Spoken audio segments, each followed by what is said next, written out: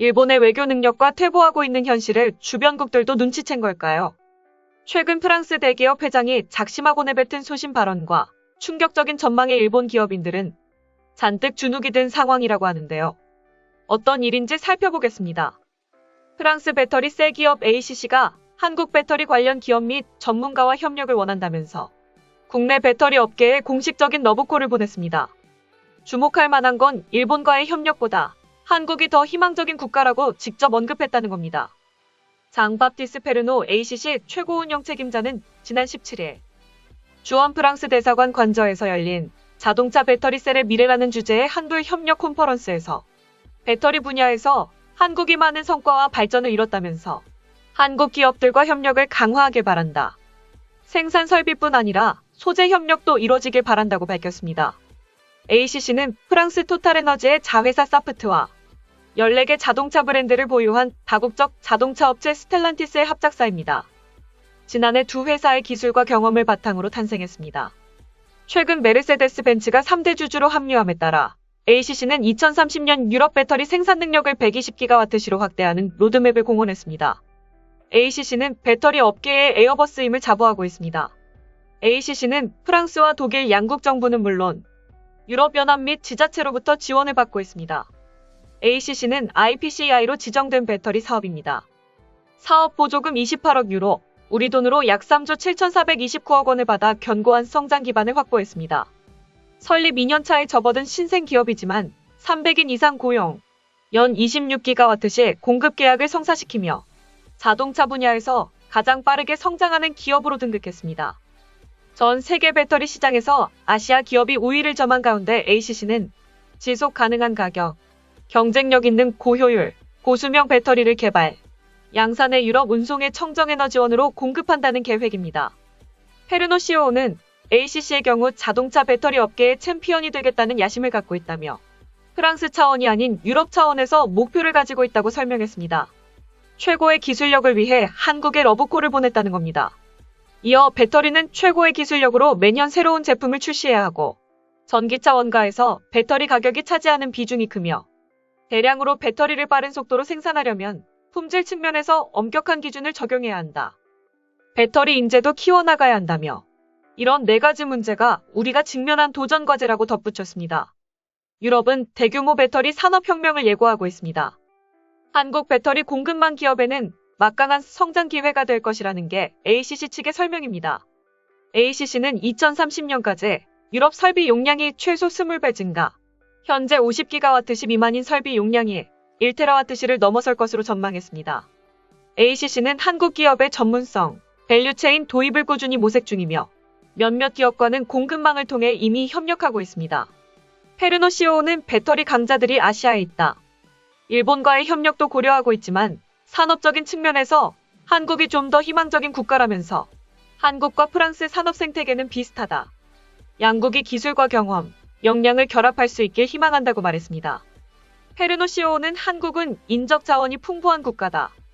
박사도 많고 엔지니어도 훌륭하다며 프랑스에서는 인재를 필요로 한다고 강조했습니다. 한국의 강점을 짚어 말하면서 한국을 선택한 이유를 설명한 것입니다. 이는 프랑스 기업의 소신 발언이기도 한데요. 이어 인적 자원 역량, 그리고 우리가 한국과 공유하는 가치들에 기반해 협력할 수 있으리라 믿는다. 지금까지 공동 프로젝트 및 협력이 이뤄진 바 있다면서 특히 신뢰가 높은 것이 한국 파트너들의 특징이다. 가치와 문화 공유에서 나눌 것이 많은 국가라고 덧붙였습니다. 실제로 지금 일본의 기업 산업은 크게 몰락하고 있다고 합니다. 특히 자동차 쪽이 심각한데요. 한때 한국은 그저 일본 제품의 하청이나 핵심 부품을 조립 생산하던 국가에 불과했지만 지난 1985년 플라자 합의 이후 일본이 잃어버린 30년을 맞이하는 사이 한국은 넘기 힘든 벽으로 여겨졌던 일본의 주요 경제 지표를 따라잡거나 혹은 이미 추월했습니다. 이에 한일 역전론을 넘어 확실하게 일본을 따돌리기 위한 우리 경제계의 노력과 미래 청사진만 살펴보아도 알 수 있는데요. 올해 전국경제인연합회는 광복절을 앞두고 일본에 잃어버린 30년이 시작된 1990년대 초 이후 한일 간 경제 경쟁력 격차 변화를 비교한 보고서를 발표했습니다. 발표에 따르면 한국은 국가 경쟁력, 신용 등급, 1인당 경상 GDP 국내 총생산, 제조업 경쟁력 등에서 일본을 추월했습니다. 또 한국의 수출액도 일본의 80% 수준까지 쫓아가며 빠르게 추격했습니다. 실제 숫자로 일본을 따라잡았다는 겁니다. 일본이 세계를 휩쓸던 산업 분야의 리드를 한국이 가져왔고, 일본이 아직까지는 명맥을 유지하고 있는 자동차 산업과 일부 소재 및 부품 분야마저도 머지않아 한국의 완승을 전망하는 시각이 상당합니다. 이는 한국의 자동차 산업이 일본과 달리 최근의 산업 급변기에서 꽤 유연한 모습을 보여준 덕분입니다. 이러한 한국의 소식에 일본 기업인들은 잔뜩 주눅이 든 모습입니다. 한 기업인은 요즘 협력업체와 부품사들이 모두 일본을 떠나고 있다며 부품값은 오르고 기술 인재들은 모두 한국과 같은 주변국으로 떠나고 있다. 앞으로 정말 가망이 있는 건지 모르겠다며 토로했습니다. 경제 전문가들은 일본의 버블 경제의 최후가 지금 드러나고 있다고 보아도 된다며 실제로 지금 일본 현재의 경제는 붕괴 일보 직전이다. 제때 잡지 못하면 최근 도시바가 분할된 것 같은 사례가 연속으로 나올 수 있다고 경고했습니다. 그러나 일본 극우 네티즌들은 여전히 한국을 깎아내리기 바빴습니다. 다음은 해당 소식을 접한 일본 극우 네티즌들의 반응입니다. 현대급의 일본 기업이 한국과 같은 일을 하면 투자가로부터 웃음거리가 됩니다. 한국의 회사의 일은 보통의 회사가 행하는 일은 아니므로 굳이 따라갈 필요가 없습니다만 현대차가 내년에는 일본에 오신다면서요. 기대하겠습니다. 그때까지 회사가 있으면 좋겠습니다만 그건 그렇고 일본에서 무엇을 팔 생각입니까? 현대차는 리콜 투성이 중국에서도 잘 안 팔리고 공장 가동률이 낮다는 소문이 나는데 정말 이익이 나는 거야. 현재 일본은 당연하게도 르노와 GM의 고생을 보고 도와줄 것 같은 기업은 나타날 것 같질 않아요. 위기를 극복할 때까지 자기 자본은 온전해두면 좋을 텐데. 현대차 파이팅! 외국인 이외에 한국인이 외국으로 자금을 이동하기 시작했는지 원화가치 하락 압력이 심한 것 같다. 재밌네요. 현대는 해외에서 싸니까 첫 번째는 사지만 두 번째는 없어. 발전량의 70% 이상이 석탄을 주로 하는 화력인데 에너지 손실이 큰 EV를 늘려도 의미가 없다. 한국은 바보 같아요. 현대차는 EV에 비판적인 사람이 많은데 그걸로 뭘 어떻게 하려고 하는 거지? 네, 소위 말하는 혐한이고.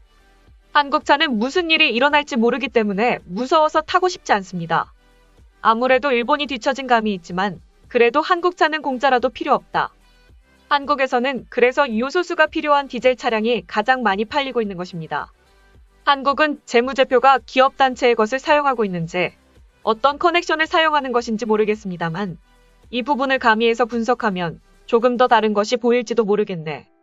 곧 망할 겁니다. 그래봤자 한국 기업들은 상대적으로 국제 경쟁력이 떨어지고 있다고 본다. 한국 내에서 재벌 기업이 독점에 가까운 상황이 계속되면 대체적인 신흥 세력이 자라지 못한다. 일본의 경우도 상당수는 전통 있는 기업이지만 소재나 기초과학 부문에서 개발력이 있는 만큼 경쟁력은 아직 있을 것이다. 한국 기업의 장기적인 전망과 미래는 보이지 않는다. 그것은 일본의 일반 국민조차도 이해하고 있는 것, 이웃나라의 질병 대책이나 이웃나라의 대응을 보면 뻔한 결과입니다. 한국의 압도적 재벌의 지배로 한국 경제가 기울면서 이미 축은 해외로 나가고 있습니다. 지금까지 한국 기업에 대한 일본 네티즌들의 반응이었습니다. 내용 유익하셨다면 구독과 좋아요, 알림 설정 꼭 부탁드립니다. 여러분의 작은 행동 하나가 대한민국의 국격을 높입니다. 이 세상 모든 소식을 담은 올인박스는 내일도 최선을 다하겠습니다. 감사합니다.